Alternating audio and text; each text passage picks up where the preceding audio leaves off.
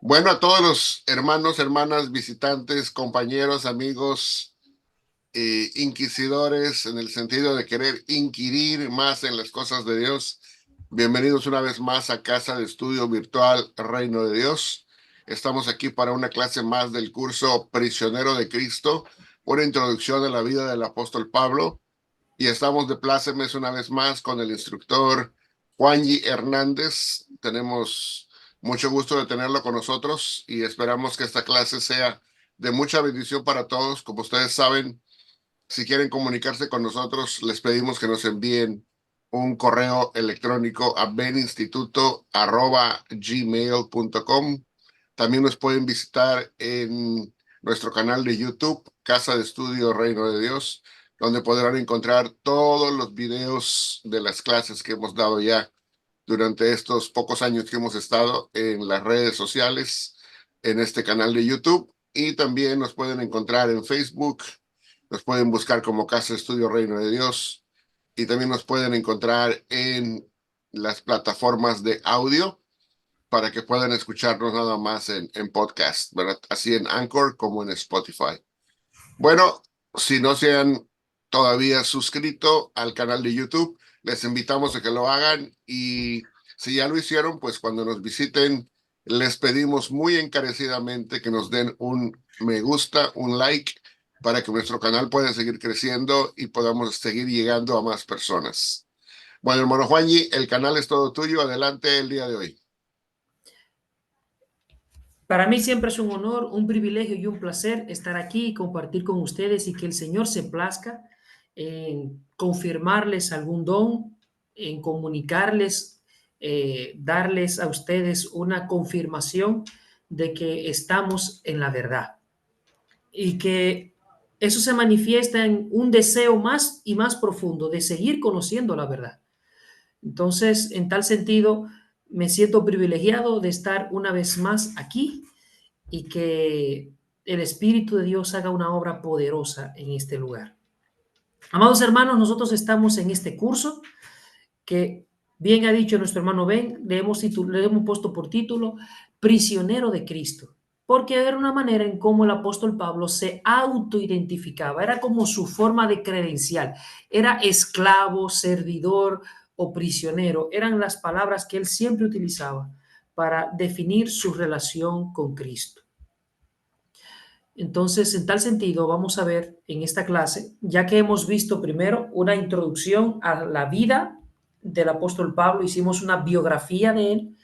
En la clase pasada, entonces, nos concentramos en los escritos paulinos, el Pablo escritor y cómo sus cartas tienen eh, ciertas características muy particulares que nos identifica y también que él ha agregado unas modificaciones importantes que debemos de tener en cuenta. En esta ocasión, en esta clase, vamos a ver cómo leía el apóstol Pablo, cómo el apóstol Pablo leía su Biblia. Entonces, en la clase de hoy vamos a ver, va a estar dividida en dos secciones. Un primer acercamiento a la exégesis bíblica en el rabinismo primitivo. Y luego entonces vamos a focalizar de manera particular cómo el apóstol Pablo utilizó mucho de las técnicas de interpretación bíblica del rabinismo, pero también qué cosas de manera particular le distinguen de ese rabinismo. Ese sería el mapa general de lo que vamos a ver hoy. Así que podemos pasar a la primera exposición. Hermano Juanji, me gustaría pedirte un gran favor. Antes de que pudieras exponer, si le puedes dar un poco de explicación a nuestro auditorio, porque no todos están en el mismo nivel de estudio y de comprensión. Si les puedes dar una breve explicación de qué quiere decir exégesis y también qué significa la palabra rabinismo, o rabínico en este caso, que proviene de rabinismo, para que ellos puedan entender y comprender a qué te refieres. Si me haces el favor.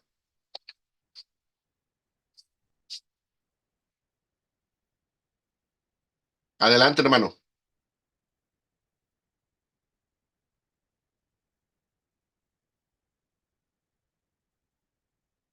Hermano Juan, ¿estás ahí? ¿Será que se cayó su conexión?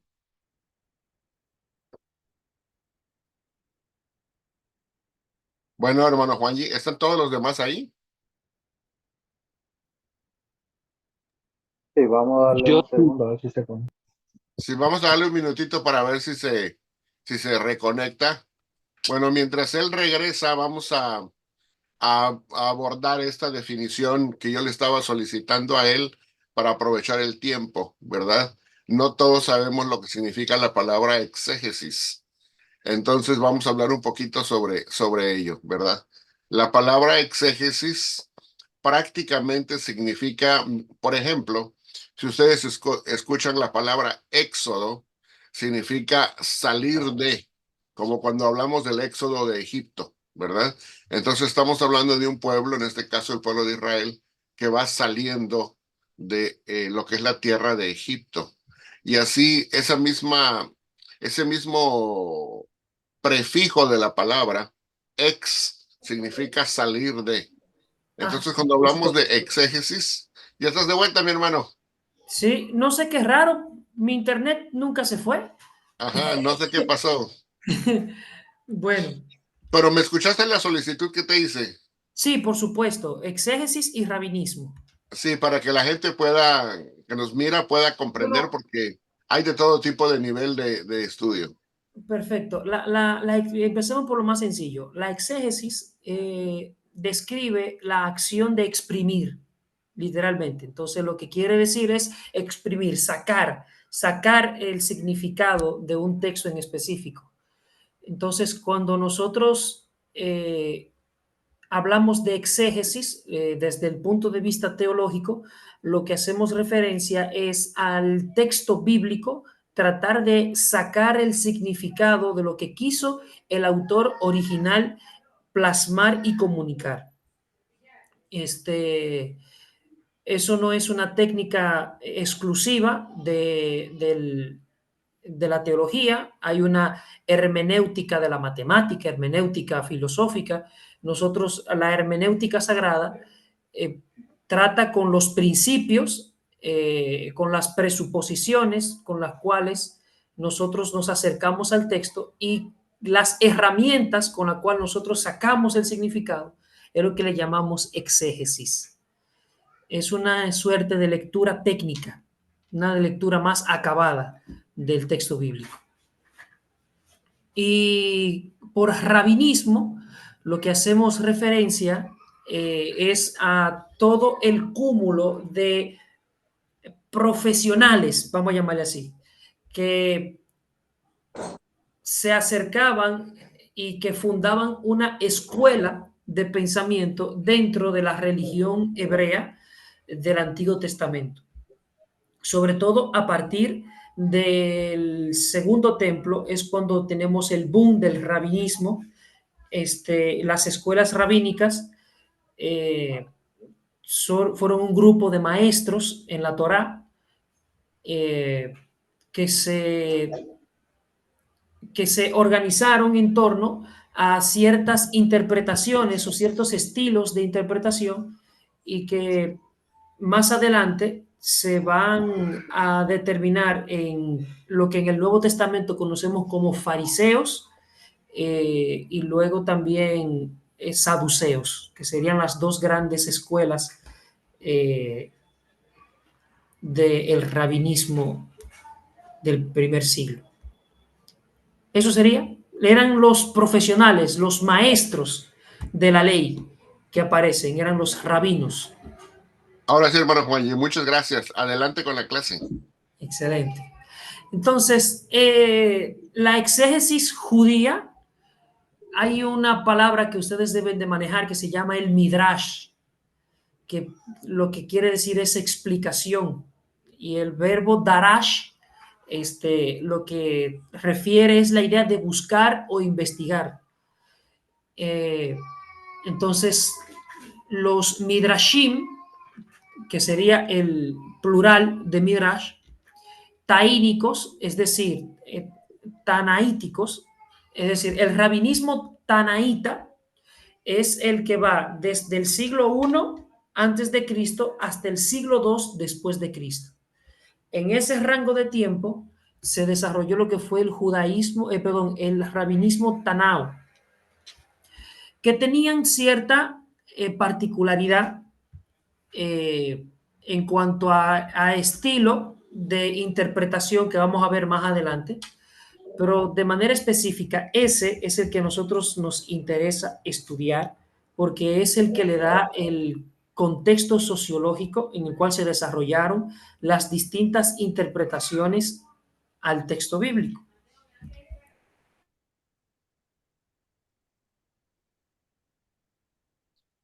Y aquí tenemos a Crelot, ¿no? El teólogo, ¿me escuchan? Sí, cómo no, adelante. Oh, perfecto.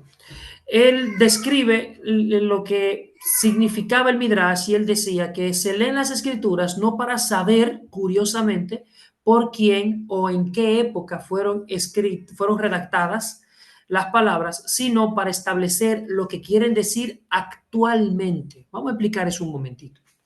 A ver, nosotros cuando leemos el texto bíblico tenemos una distancia cultural, cronológica, y teológica, si se quiere. Entonces, son tres distancias bastante importantes, pero eso no pasaba con el rabino. El rabino leía el texto en su idioma natural, en su idioma vernáculo. Entonces, la distancia lingüística no existe. La distancia cronológica era relativamente menor y la distancia cultural no había ninguna. Entonces, todos los pasos que nosotros damos en exégesis, ellos ya lo tenían por naturaleza, por así decirlo. Así que ellos lo que se enfocaban era en la aplicación del texto. ¿Cómo aplicar el texto a mi vida diaria? ¿Cómo aplicamos el texto a diferentes situaciones? En tal caso, entonces, por eso es que el señor Grilot dice que el Midrash tiene el enfoque en establecer cómo el texto me habla a mí ahora. Ese era el enfoque del Midrash, una suerte de actualización del texto. Ahora sí, pasemos a la próxima diapositiva. Entonces, las formas del Midrash, nosotros podemos identificar tres grandes formas, de las cuales una de ellas es una derivación de las dos principales, que la primera de ellas es la halajá. Halaj quiere decir caminar, proceder, y esto hace un referimiento a las interpretaciones normativas y legales de la Torá, y prácticamente exclusivamente de la Torá. Y entonces eso deriva en una suerte de códigos legales, reglas, leyes que están destinadas a regir la conducta de individuos y de la comunidad y que refiere siempre a un elemento más jurídico, a una jurisprudencia. Y por otra parte, entonces está la Haggadah.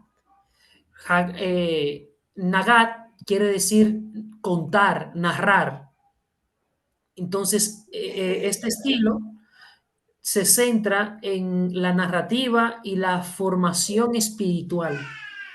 Este se utiliza para ofrecer explicaciones, reflexiones y enseñanzas basada en la escritura y era un poquito más amplia, no solamente se limitaba a la Torá, sino que también utilizaba los profetas anteriores y los profetas escritores, por así, y así por el estilo, y al igual que también los escritos sapienciales. Es interesante que en este estilo era muy frecuente ver la utilización de parábolas y de aforismos y de proverbios.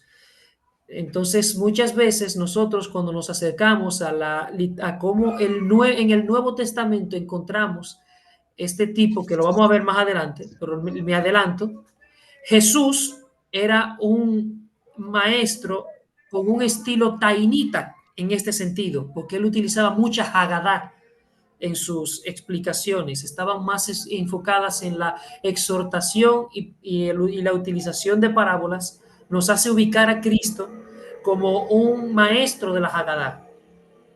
Y por último, tenemos el Pesher. Pesher quiere decir explicar, interpretar, y esto tiene que ver con una interpretación más tropológica, es decir, que se basa más en el misterio e intenta buscar o desentrañar el significado oculto en el texto bíblico, especialmente en lo que refiere a textos proféticos y a eventos históricos. Este estilo lo encontramos más en la comunidad de Qumran que en cualquier otro lugar. Los qumranitas fueron los que desarrollaron más que cualquier otro la idea del Pesher. Claro, eso no quiere decir que no encontremos Pesher en la literatura rabínica alrededor del Segundo Templo, pero este estilo de interpretación va a ser capital y verdaderamente importante, sobre todo en la forma en cómo los cristianos comenzaron a leer el Antiguo Testamento, porque, bueno, no quiero adelantarme porque lo tenemos más adelante, pero la cuestión es que los cristianos comenzaron a ver el texto bíblico como una suerte de cumplimiento. Entonces, eso es Pesher. Eso es ese estilo de interpretación que tenían en ese momento. Esa forma de Midrash. F. Bruce nos dice lo siguiente: los escritores del Nuevo Testamento intentan sentirse apoyados del Antiguo Testamento. Por tal razón, es de capital importancia para la intelección del Nuevo Testamento el estudiar la forma de exégesis que los autores qumránicos utilizan en su interpretación del Antiguo Testamento.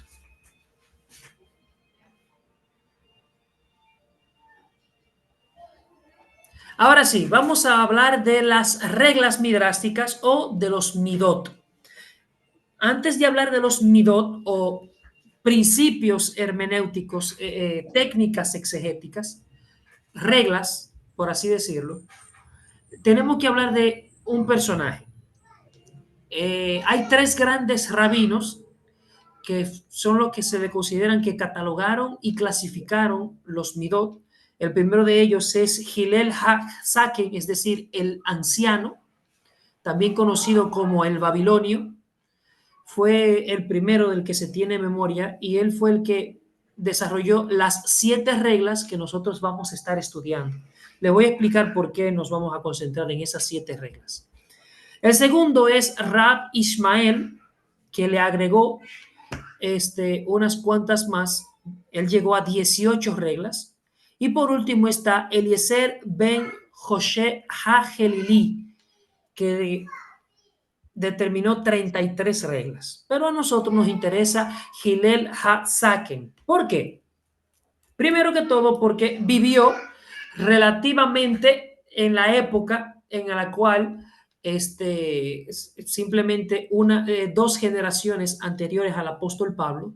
Entonces él es el primero en sistematizar estas 7 reglas.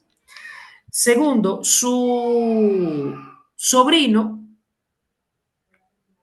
no era más y nada menos que quien discipuló al apóstol Pablo, Gamaliel. Gamaliel primero era descendiente directo de Hillel HaSaken.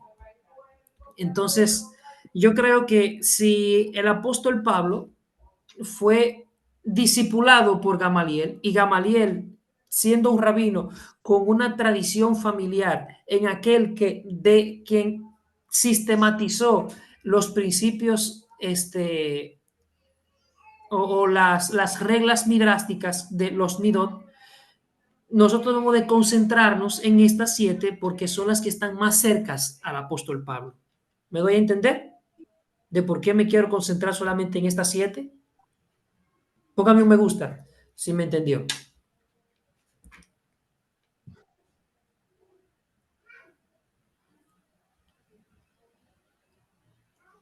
Bien, perfecto. Entonces, esas 7 reglas son las siguientes. Cal o Omer, es decir, lo que vale para un caso menor se aplica mejor a un caso mayor. El segundo de ellos es Gerá Sawama, que es la analogía literal o semántica entre dos textos que, debido a esa conexión de palabras, se iluminan mutuamente, es decir, un texto explica el otro. Y luego está el Binya Ab Nisataku Ehad, perdón por mi hebreo, yo no pretendo ser un experto, de hecho, de hebreo sé muy poco, así que perdón por mi hebrañol. Esto quiere decir que hay una identificación de una categoría temática a partir de un solo texto que sirve de base interpretativa. Es decir, son esos textos que uno encuentra que son fundamentales o que te dan la clave interpretativa de todo el libro. Un ejemplo, voy a poner un ejemplo del Nuevo Testamento. Este, eh, Apocalipsis, capítulo 1, versículo 9, dice que estas profecías han sido dadas para que sepamos lo que va a ocurrir pronto. Entonces, eso a nosotros nos da la clave interpretativa de cómo debemos de leer el texto. Pasa lo mismo con este tipo de reglas. La cuarta sería Binyat ad misegene ketubim, es decir, identificar que una categoría temática sobre la base de la relación entre dos textos que se clarifican mutuamente. Quinta, kelab uperat, uperat, ukelat, de lo general a lo particular o de lo particular a lo general. Un principio general vale para la interpretación de otro particular. En pocas palabras, todo esto son formas de la analogía de la fe. Un texto explica otro, un principio encontrado en un texto clarifica otro y así por el estilo. Sexto, que Yoset bo bemakom aher.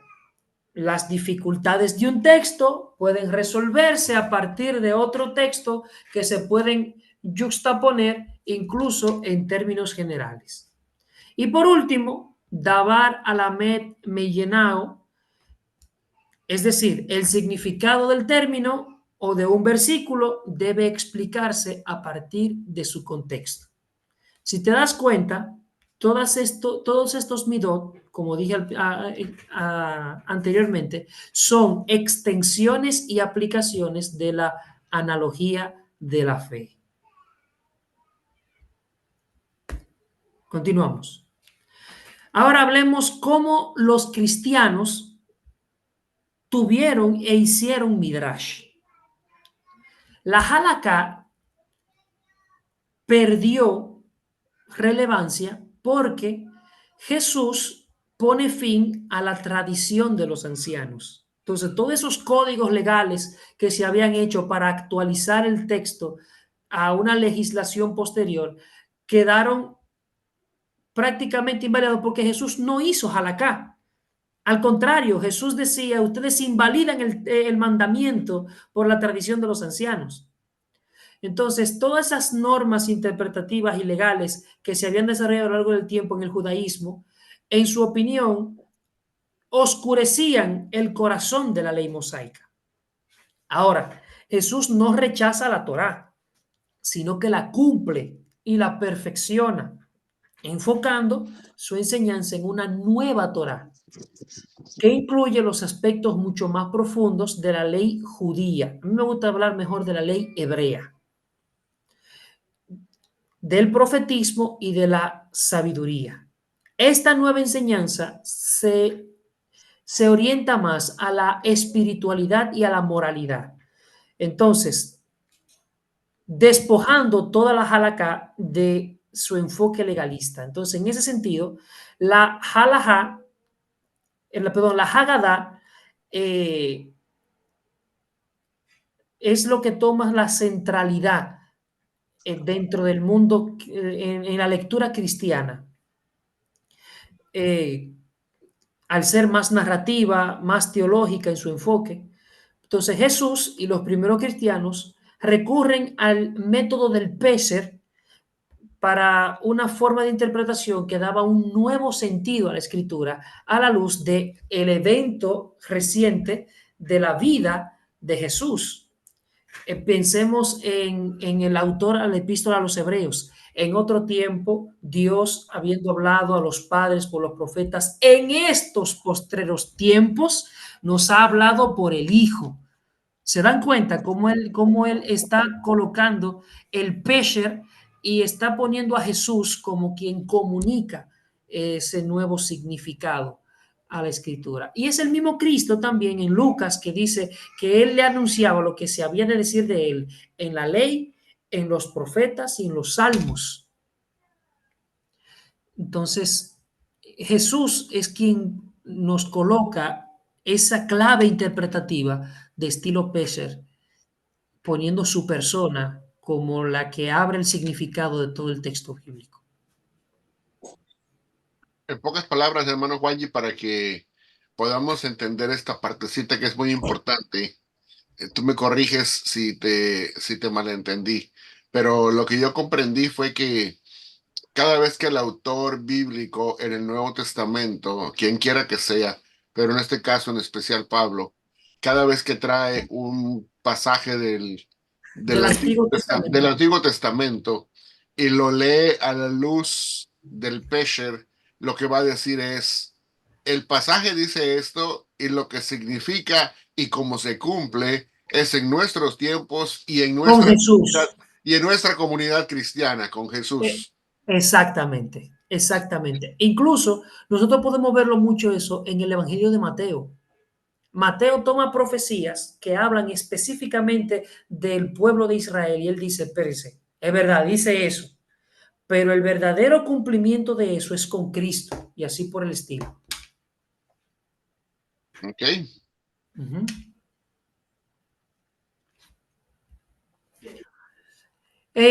Algunos ejemplos de esto. En el Sermón del Monte, Mateo del capítulo 5 al capítulo 7, Jesús afirma que no vino a abolir la ley, sino a cumplirla. Entonces, pero él redefine el cumplimiento de la ley enfocando la intención moral detrás de los mandamientos. El ejemplo clásico es el mandamiento a no matar, que él lo amplía a la prohibición de la ira o el odio en el corazón. Si se dan cuenta, eso es Hagadá, eso no es Halaká. Otro ejemplo, el libro de Hechos utiliza Pesher en Hechos 2, 16 al 21, cuando Pedro interpreta el evento del Pentecostés a la luz de la profecía de Joel, dando un nuevo significado al texto profético. Y en los evangelios y las epístolas, nosotros encontramos el Midrash cristiano con Hebreos 7, del 1 al 3, donde se realiza una interpretación etimológica y tipológica de Melquisedec. También en 1 Corintios 10, 4, donde Pablo interpreta la roca del desierto como un símbolo de Cristo. ¿Se dan cuenta cómo todo el Nuevo Testamento tiene una clave interpretativa donde Jesús es la llave que me abre el significado del Antiguo Testamento? Una nota de balance. El judeocristianismo utilizó los midot y podemos decir directamente que ellos hacían un midrash cristiano. Ellos utilizaron las técnicas y la forma que tenían a la mano para interpretar.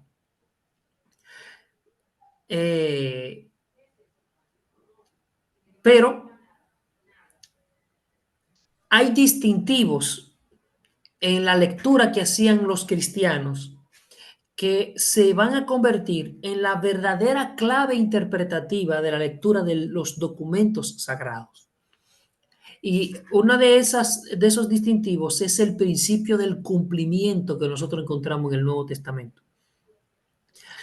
En el Nuevo Testamento es una clave fundamental en toda su teología, porque él presenta los verbos griegos pleró, cumplir, llenar, y teleio, perfeccionar, completar. Entonces, no se trata solamente de cumplir las profecías del Antiguo Testamento, sino de proveer un cumplimiento que abarca toda la historia de la salvación y su culminación en Jesucristo. Y ese cumplimiento no solamente se refiere al texto, sino a los tiempos mismos. Jesús predicando dice, Marcos 1, 14 y 15. En aquellos días vino Jesús a Galilea predicando el evangelio del reino de Dios, diciendo, el tiempo se ha cumplido, el reino de los cielos se ha acercado, arrepentíos y creed en el evangelio. Si te das cuenta, la propia predicación de Jesús nos está dando un elemento de cumplimiento. El tiempo se ha cumplido, un elemento escatológico. Y luego viene un elemento teológico impresionante. El reino de los cielos se ha acercado. Y para terminar con un elemento existencial, arrepentíos en el Evangelio. Ese es el núcleo que luego se va a ampliar en la predicación de los apóstoles. Si tú te pones a dar cuenta y tú lees todas las predicaciones que aparecen en el libro de los Hechos, todas tienen esa estructura. El tiempo llegó, Jesucristo trajo una nueva revelación de Dios, nos trajo el reino. ¿Y qué ustedes tienen que hacer con esa información que tienen? Arrepiéntanse y conviértanse, crean en el Evangelio. Lo mismo pasa con Pablo, Gálatas 4:4. Y llegado el cumplimiento del tiempo, Dios envió a su Hijo, nacido de mujer, nacido bajo la ley, para que redimiese a los que estaban bajo la ley, a fin de que fuésemos hechos adoptados por Él. Y han recibido el espíritu de adopción por el cual pueden clamar, Abba, Padre. Podemos pasar a la próxima diapositiva. Dialoguemos entonces. Bueno, mis hermanos, aquí tenemos las preguntas muy importantes. Ya después de haber escuchado la primera parte de la exposición por nuestro hermano Juanji, las preguntas son, ¿por qué es importante conocer hoy los métodos de la exégesis bíblica en el rabinismo primitivo? Ya los hemos visto, fueron 7 los básicos que mencionó el hermano, y aparte de eso hubieron otros 3 que fueron mencionados. Vamos a hablar un poquito de eso. ¿Por qué es importante conocer hoy los métodos de la exégesis bíblica en el rabinismo primitivo? Y segundo, ¿recuerdan cuál es el método de interpretación qumránico que actualizaba el cumplimiento de los pasajes bíblicos? Vamos a dejar de compartir aquí, vamos a regresar a la pantalla donde estamos todos. Y veo que ya han entrado muchos más hermanos. Qué bueno que ya se apersonaron aquí al canal, ¿verdad? Damos la bienvenida a todos ellos y creo que vamos a tener una rica interacción en esta mañana, tarde o noche, dependiendo de dónde estén ya. Pero la pregunta primera es, ¿por qué es importante que conozcamos hoy esos métodos de interpretación, por así decirlo, o esas técnicas interpretativas del rabinismo bíblico primitivo? ¿Por qué? ¿Por qué es importante conocer eso? ¿Qué piensan ustedes?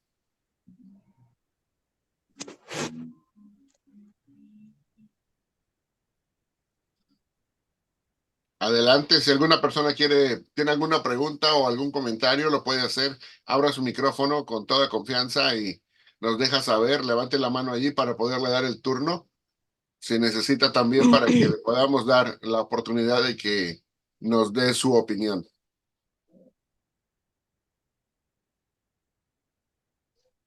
Sí, hermana Angélica. Sí, una pregunta para ver un poco la respuesta de esta pregunta primera. Cuando en Mateo se dice, él dice, de Egipto llamé a mi hijo, y hay otro pasaje también que no me acuerdo cuál es, que el cumplimiento se sabe que ya se dio en el Antiguo Testamento, pero él él lo está como aplicando a Jesús. Ese sería un ejemplo de este método de interpretación. Porque Hermano Juanji, abra su micrófono. Perfecto, hermana. Usted captó, usted entendió exactamente lo que queremos decir. Eso es un claro ejemplo de un peser. Mateo haciendo peser.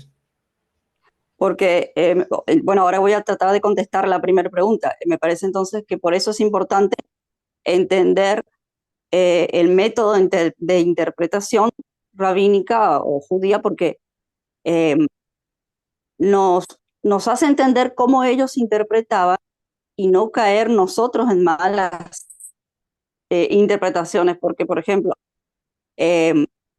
al decir que este pasaje de Egipto llamé a mi hijo se cumplió en el Antiguo Testamento, pero también se cumplió en Jesucristo, muchos pueden usar eso como argumento para decir que existe un doble cumplimiento en las profecías.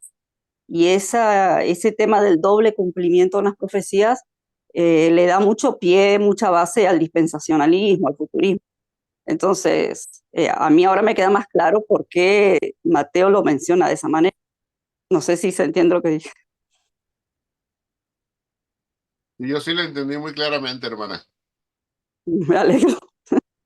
Ahora, si me permiten un comentario rápido, creo que esto es muy interesante porque nos sirve también, no solamente para entender cómo lo hacían los apóstoles primitivos, sino sobre todo para cuando estamos defendiendo la fe cristiana en contra de otras corrientes, como por ejemplo la corriente judía incrédula en Jesús, que tratan, ya sean ortodoxos o de otra línea, que tratan de desvirtuar la lectura y nos dicen, sí, pero eso es una lectura gentil, romanizada de lo que es la escritura.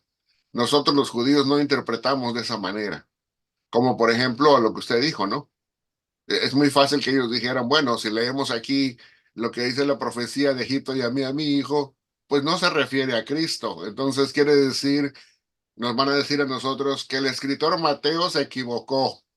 O sea que está apropiándose de un versículo que no debe leerse y no debe interpretarse de esa manera. Pero es exactamente al revés. O sea, ellos están argumentando en base a nuestra ignorancia, si no lo sabemos, de que Mateo está sacando de su contexto el pasaje y lo está aplicando de una manera que no es lícita desde el punto de vista judío. Pero es exactamente lo opuesto. Eso lo está diciendo de que en el tiempo del segundo templo, en el judaísmo mismo, la prueba misma es que existen estas cosas conocidas como el pesher, que son cumplimientos y actualizaciones a la propia comunidad a la cual pertenece el escritor. Entonces, en este caso, Mateo está actualizando ese pasaje y dice, esto se refiere a esto que pasó en nuestro propio tiempo y en nuestra propia comunidad. Y era un judío escribiéndolo para otros judíos. O sea que eso hace que se caiga toda esa mala interpretación y esas objeciones que nos ponen otras personas, pero muchas veces lo hacen en base a nuestra ignorancia o en base a la misma ignorancia de ellos, ¿verdad? ¿Sí me dio a entender allá, hermana Angélica? Sí, sí. Ok.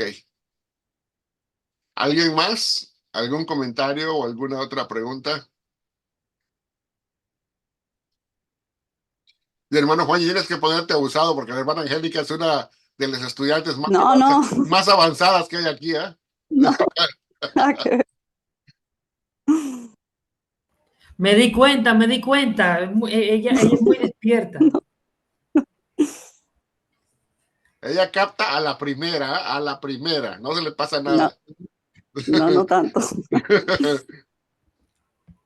Adelante, alguien más. Porque es importante conocer los diferentes métodos de exégesis rabínica, bíblica rabínica del primer siglo o del tiempo del segundo templo.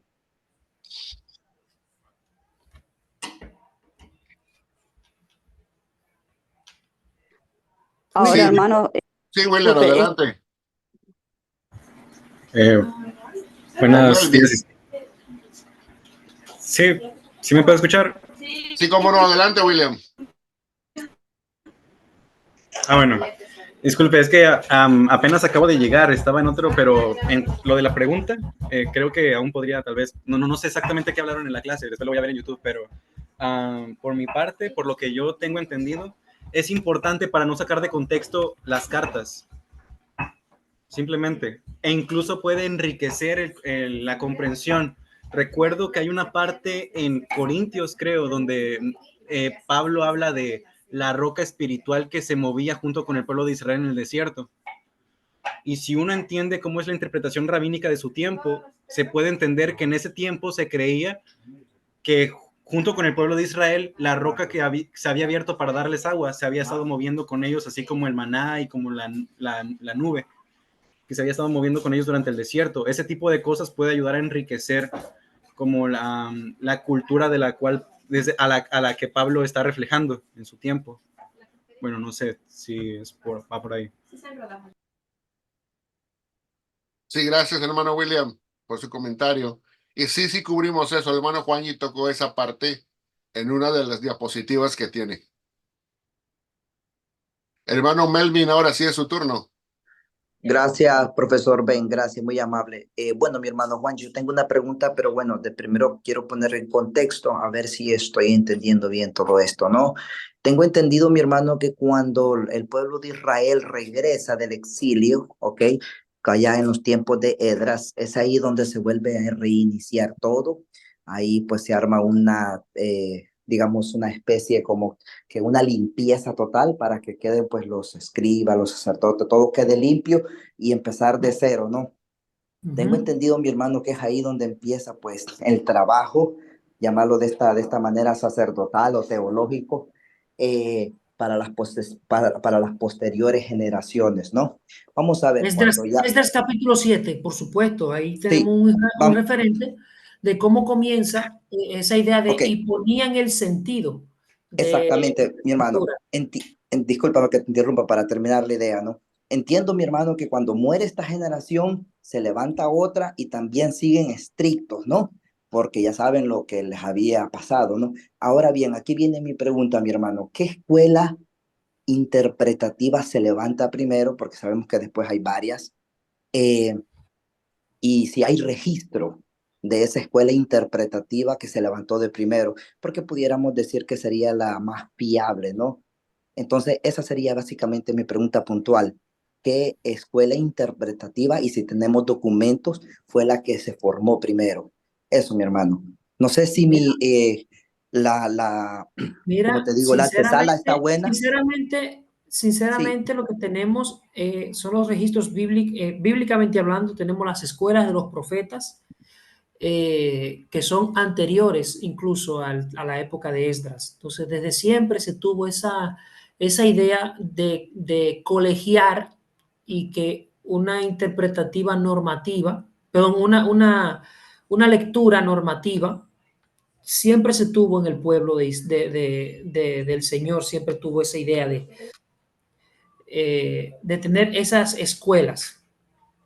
Y recordemos también que hubo momentos en los cuales se mandó a que se llevase la lectura por los profetas y por sacerdotes, por cada los pueblos se llevaba la lectura de la Torá.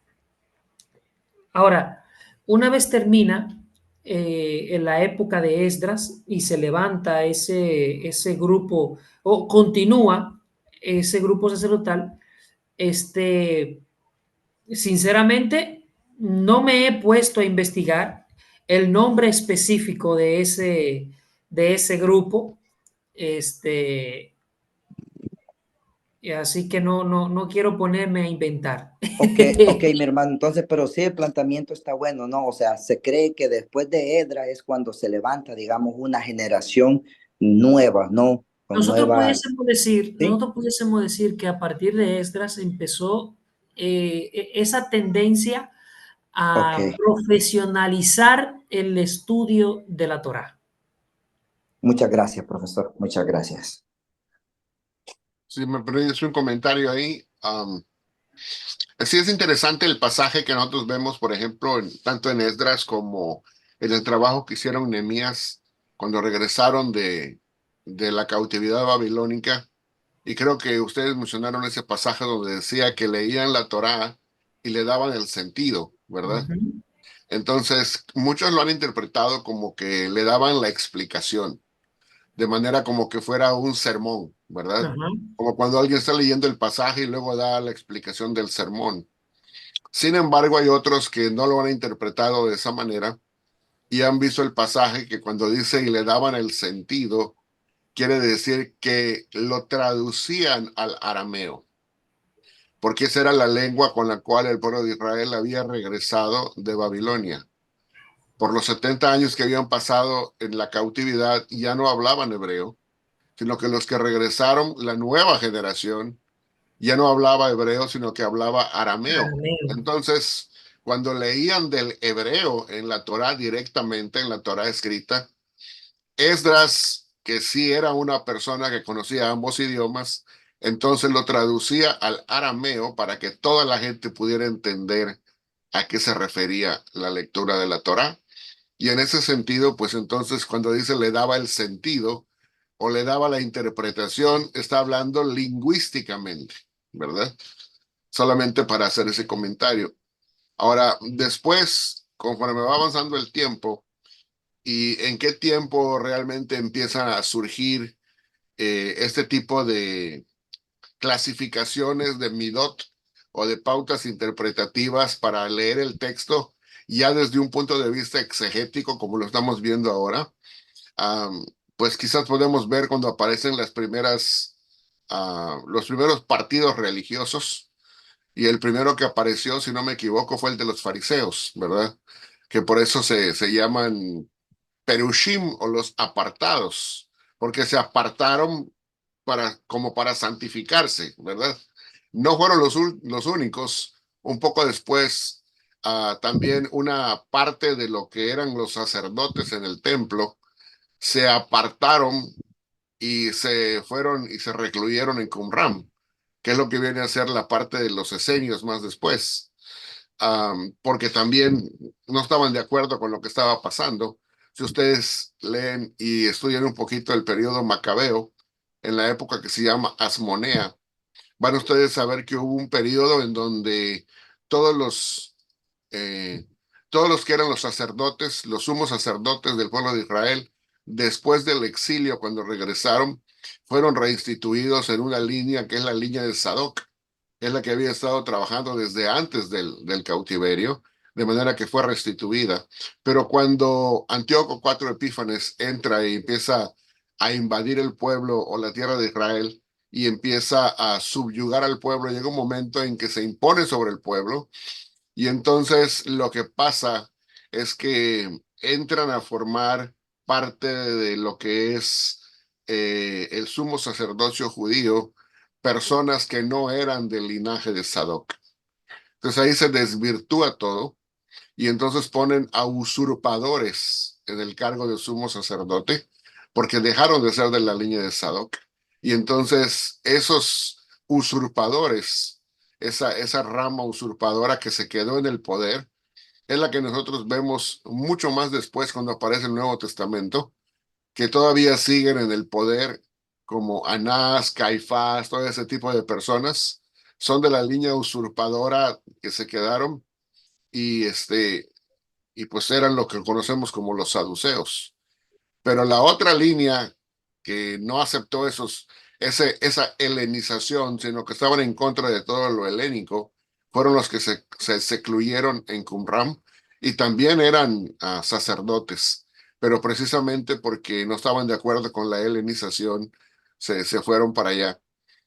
Pero en cuanto a las reglas interpretativas, pues podemos ver cómo empiezan a aparecer en las diferentes ramas del judaísmo. Empiezan a aparecer allá en Gilel Hasaken, como dijo nuestro hermano Juanji, con sus 7 claves interpretativas, pero también aparecen diferentes claves y el Pesher es muy común de Qumran, así que ahí vemos otra tendencia y más adelante no voy a robarle la clase al hermano Juanji, pero más adelante vamos a ver cómo lo de Qumran y cómo lo que acabamos de ver, cómo se empieza a plasmar y a, pues, por así decirlo, se empieza a solidificar en el trabajo del Nuevo Testamento, ¿verdad? ¿Alguien más? ¿Alguna otra pregunta sobre este tema? Porque es importante saber cuáles fueron las partes exegéticas o pautas exegéticas del primer siglo. Hermana Angélica, ¿tiene otra pregunta o comentario? Sí, le quiero hacer una pregunta a usted. Eh, Usted una vez mencionó sobre un método de interpretación judía que es, en las siglas se le llama Pardes. Así ¿Esto es. es algo igual o no? Esto es una derivación.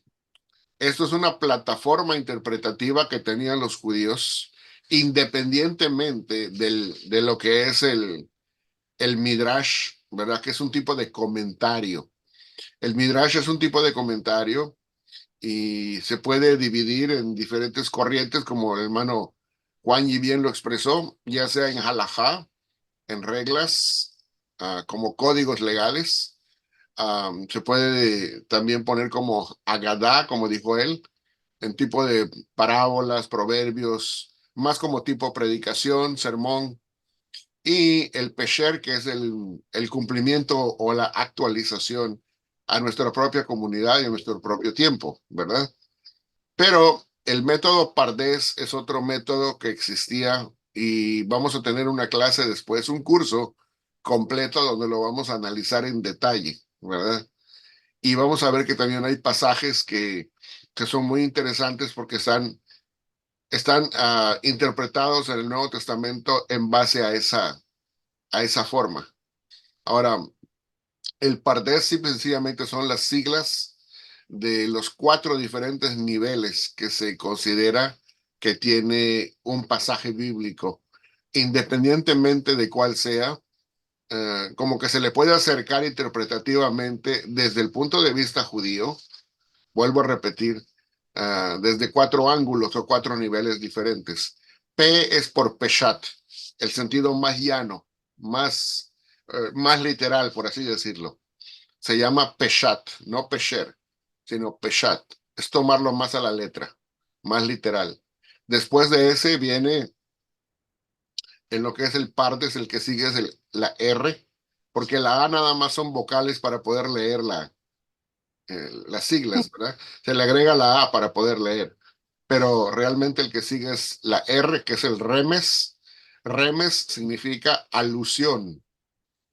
Es otro punto en donde se va a interpretar el pasaje diciendo de que este pasaje es semejante a ese otro porque hace una alusión a ese otro pasaje, aunque no lo cite a la letra.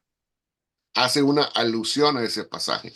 Entonces esa es la R, el remes. Luego viene la D del derash, que es lo que nosotros conocemos ya como el midrashim, que es el comentario, ¿verdad? Es un texto comentado a manera de predicación. Ese es lo que corresponde a la D. Entonces tenemos peshat, tenemos el remes, tenemos el derash, ¿verdad? Y el último se llama sod, que es el sentido oculto o alegórico, como cuando Jesús habló de la parábola de ya De sea, la higuera, la de la higuera. sí, o sea, la del sembrador, que Ah, también. es una alegoría, ¿verdad?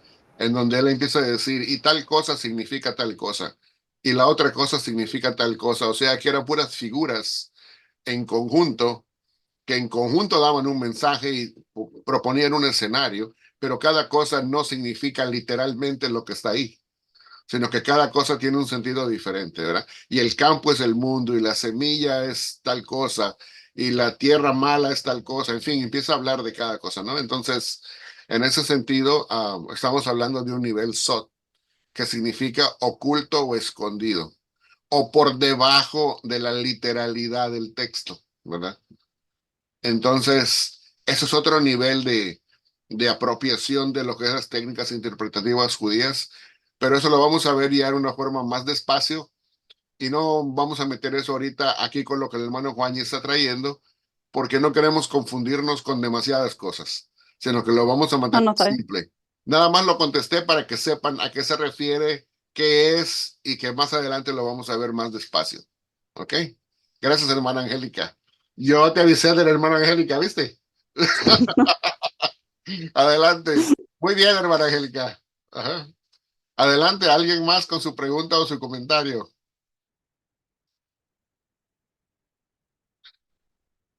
¿Nadie más? Entonces la segunda pregunta era, ¿si recuerdan cuál es el tipo de técnica interpretativa que se utilizaba para el cumplimiento y la actualización de los pasajes? ¿Cómo se llamaba? Lo acabamos de mencionar hace poquito. Pesher. Pesher, eso es, muy bien. Y lo estamos tratando de recordar para que no se les olvide, ¿verdad?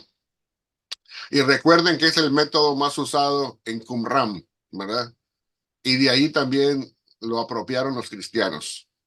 Entonces, ¿alguna última pregunta?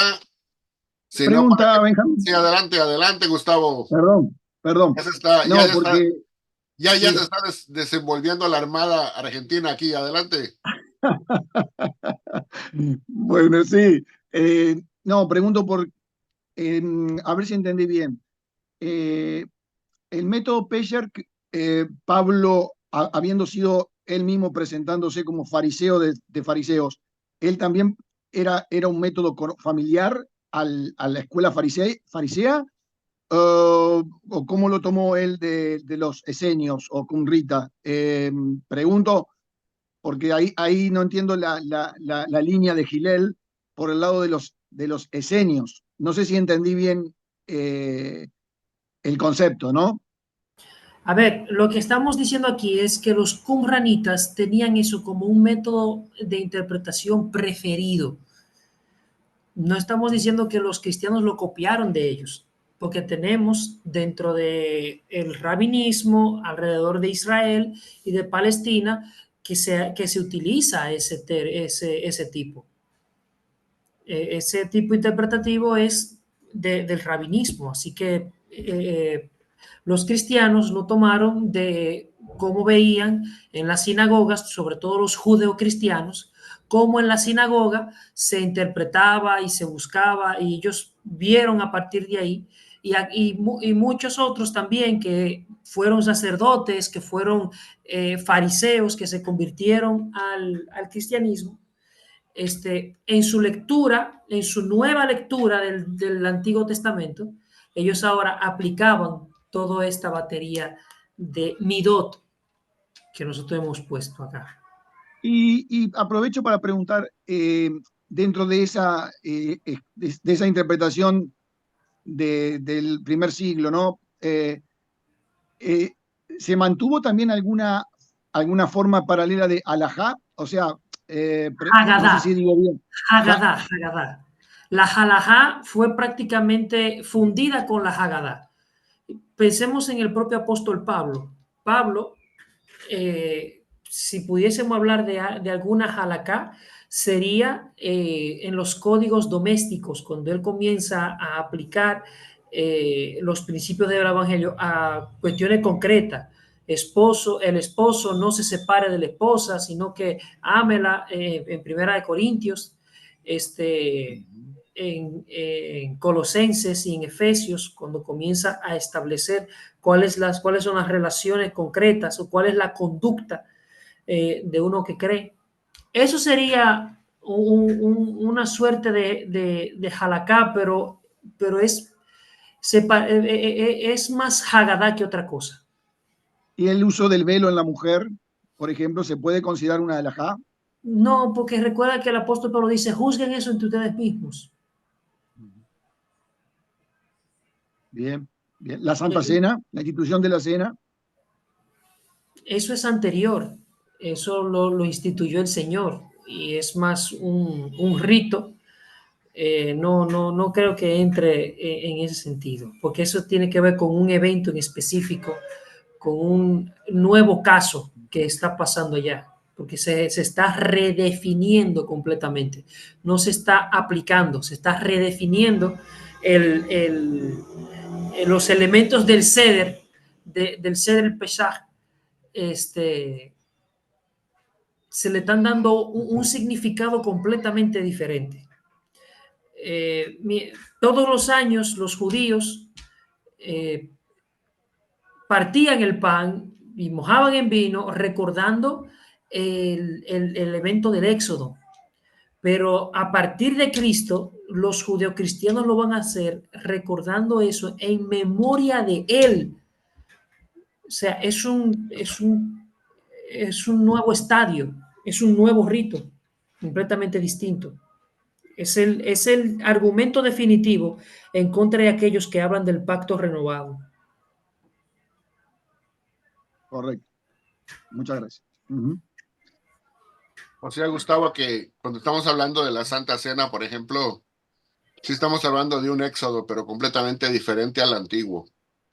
En el antiguo era un éxodo de la tierra de Egipto, de la esclavitud, de lo que era estar trabajando bajo los latigazos de los capataces, ¿verdad? Aquí no estamos hablando de un éxodo físico, estamos hablando de un éxodo espiritual.